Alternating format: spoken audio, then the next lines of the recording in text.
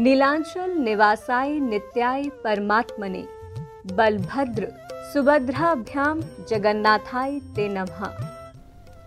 अर्थात नीलांचल जगन्नाथपुरी में निवास करने वाले नित्य परमात्मा स्वरूप श्री कृष्ण, बलराम और सुभद्रा के साथ उस जगन्नाथ भगवान को हमारा प्रणाम है। नमस्कार, आप सभी का स्वागत है जगत के स्वामी भगवान जगन्नाथ जी की इस विशेष प्रस्तुति में। मैं हूं आपके साथ नम्रता। भगवान जगन्नाथ भगवान विष्णु के 8वें अवतार भगवान श्री कृष्ण के स्वरूप माने जाते हैं, जो उड़ीसा के पुरी क्षेत्र में जगन्नाथ मंदिर में विराजित हैं। जगन्नाथ मंदिर भारत के पावन 4 धामों में से एक है।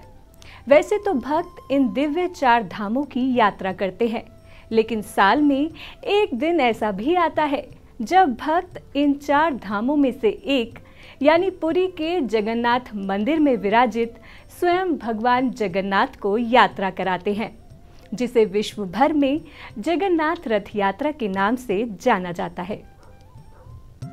इस यात्रा में पुरी में स्थापित जगन्नाथ मंदिर के तीनों मुख्य देवताओं प्रभु जगन्नाथ, बलभद्र और सुभद्रा के श्री विग्रह को अलग अलग भव्य और सुसज्जित रथ पर विराजित करके विशाल यात्रा का आयोजन किया जाता है।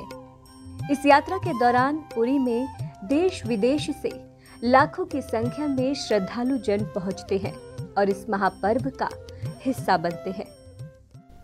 जगन्नाथपुरी में वर्ष भर 12 महत्वपूर्ण त्योहार मनाए जाते हैं, लेकिन इनमें सबसे महत्वपूर्ण त्योहार जिसने अंतर्राष्ट्रीय ख्याति प्राप्त की है वह प्रभु श्री जगन्नाथ जी की रथ यात्रा है।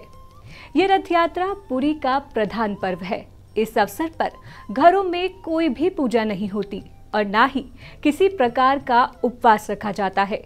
इस भव्य रथ यात्रा के पूर्व, यात्रा के समय और यात्रा की पुनः वापसी के दौरान कई तरह की अनूठी रस्में निभाई जाती हैं। आइए जानते हैं उन सभी परंपराओं के विषय में। प्रभु जगन्नाथ की यात्रा प्रत्येक वर्ष आषाढ़ शुक्ल द्वितीया को जगन्नाथ मंदिर से प्रारंभ होती है और 2 किलोमीटर के मार्ग का सफर तय करके गुंडीचा मंदिर पहुंचती है। यात्रा प्रारंभ होने से पूर्व ज्येष्ठ पूर्णिमा के दिन प्रभु जगन्नाथ को बड़े भाई बलराम जी तथा बहन सुभद्रा के साथ रत्न सिंहासन से उतारकर मंदिर के पास बने स्नान मंडप में ले जाया जाता है। 108 कलशों से उनका शाही स्नान होता है। मान्यता है कि इस स्नान से प्रभु बीमार हो जाते हैं और उन्हें ज्वर आ जाता है। इसीलिए 15 दिन तक प्रभु को एक विशेष कक्ष में रखा जाता है, जिसे औसर घर कहते हैं। इन 15 दिनों की अवधि में महाप्रभु को मंदिर के प्रमुख सेवकों और वैद्यों के अलावा कोई और नहीं देख सकता। इस दौरान जगन्नाथ मंदिर में महाप्रभु के प्रतिनिधि अलारनाथ जी की प्रतिमा स्थापित की जाती है तथा उनकी पूजा अर्चना की जाती है। 15 दिनों के बाद भगवान स्वस्थ होकर कक्ष से बाहर निकलते हैं और भक्तों को दर्शन देते हैं, जिसे नव यौवन नेत्र उत्सव भी कहते हैं। इन रस्मों के बाद छर पहनरा नामक अनुष्ठान संपन्न किया जाता है। इसके तहत पुरी के गजपति राजा पालकी में यहाँ आते हैं और इन तीनों रथों की विधिवत पूजा करते हैं और सोने की झाड़ू से रथ मंडप और रास्ते को साफ करते हैं। इसके बाद आषाढ़ शुक्ल द्वितीया के दिन महाप्रभु जगन्नाथ बड़े भाई बलराम तथा बहन सुभद्रा के साथ बाहर राजमार्ग पर आते हैं और रथ पर विराजमान होकर नगर भ्रमण पर निकलते हैं। यात्रा की शुरुआत ढोल, नगाड़ों, तुरही और शंख ध्वनि के साथ सबसे पहले बलभद्र जी के रथ से होती है। उनके रथ को ताल ध्वज के नाम से जाना जाता है। इसके बाद माता सुभद्रा के पदम नामक रथ की यात्रा शुरू होती है। सबसे अंत में भक्त भगवान जगन्नाथ जी के रथ नंदी घोष को बड़े बड़े रस्सों की सहायता से खींचना शुरू करते हैं। इन रथों को कोई भी भक्तगण खींच सकता है। प्रत्येक वर्ष भगवान के रथ को खींचने के लिए भक्तों में होड़ लगी रहती है। सभी इस रथ को खींचकर पुण्य का भागी बनना चाहते हैं। इस रथ यात्रा के बारे में स्कंद पुराण, नारद पुराण, पद्म पुराण और ब्रह्म पुराण में भी बताया गया है। मान्यताओं के अनुसार जो भी व्यक्ति इस रथ यात्रा में शामिल होकर इस रथ को खींचता है, उसे 100 यज्ञ करने के बराबर पुण्य प्राप्त होता है।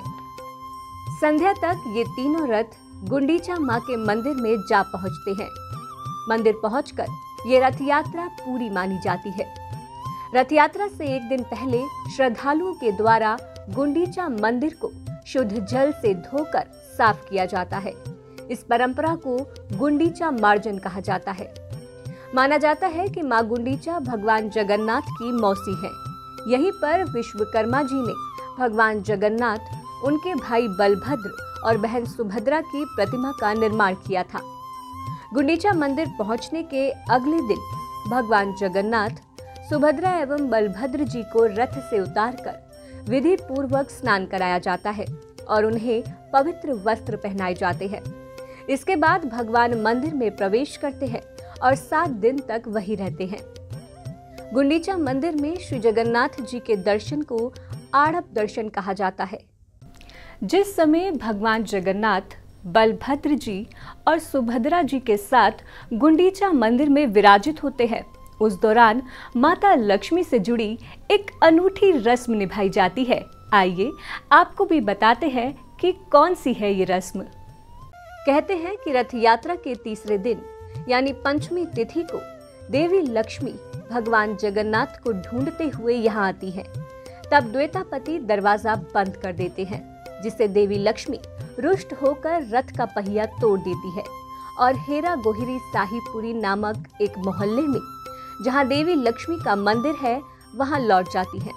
बाद में भगवान जगन्नाथ द्वारा रुष्ट देवी लक्ष्मी को मनाने की भी परंपरा है। ये मान मनोवल संवादों के माध्यम से आयोजित किया जाता है, जो एक अद्भुत भक्ति रस उत्पन्न करता है। आषाढ़ माह के 10वें दिन सभी रथ पुनः मुख्य मंदिर की ओर प्रस्थान करते हैं।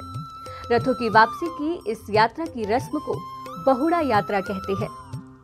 जगन्नाथ मंदिर वापस पहुंचने के बाद भी सभी प्रतिमाएं रथ में ही रहती हैं। देवी देवताओं के लिए मंदिर के द्वार अगले दिन एकादशी को खोले जाते हैं और देव विग्रहों को विधिवत स्नान करवाकर वैदिक मंत्रोच्चार के बीच पुनः प्रतिष्ठित किया जाता है। जगन्नाथ रथ यात्रा का आयोजन सिर्फ जगन्नाथपुरी में ही नहीं, बल्कि देश के कई हिस्सों में होता है। भारत देश के कई मंदिरों में श्री कृष्ण जी की प्रतिमा को नगर भ्रमण के लिए निकाला जाता है। इतना ही नहीं, 100 से भी ज्यादा विदेशी शहरों के इस्कॉन मंदिर में इसका आयोजन होता है, जिसमें से मुख्यतः Dublin, London, Melbourne, Paris, New York, Singapore, Toronto, Malaysia, California आदि शामिल है।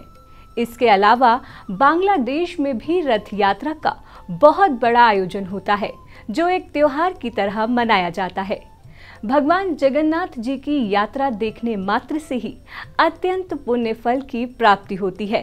केवल इस यात्रा के दौरान ही भक्तों को एक ऐसा अवसर प्राप्त होता है जब प्रभु स्वयं अपने भक्तों को दर्शन देने मंदिर से बाहर आते हैं। आज की इस कड़ी में बस इतना ही। फिर मिलेंगे किसी नए विषय के साथ। तब तक के लिए मुझे दीजिए इजाजत। नमस्कार। आप हमारे संत वाणी चैनल को सब्सक्राइब करें, वीडियो को लाइक करें, शेयर करें और हाँ, बेल आइकन पर क्लिक करना बिल्कुल ना भूलें, ताकि हमारी किसी भी वीडियो की सूचना सबसे पहले आपको मिले।